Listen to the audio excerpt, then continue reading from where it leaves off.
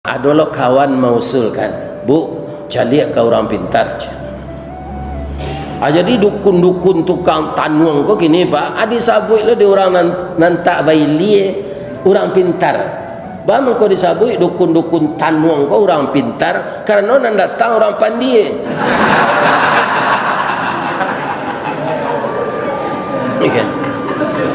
Jadi jangan batanuang, lihatlah dalam Quran. Boleh enggak batanuang?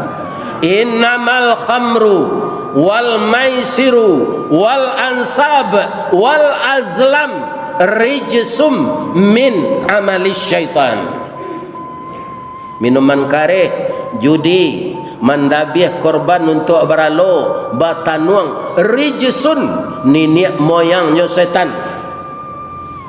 Ya kan? Najis, pekerjaan setan. Fajtanibuhu, jauhkanlah dirimu dari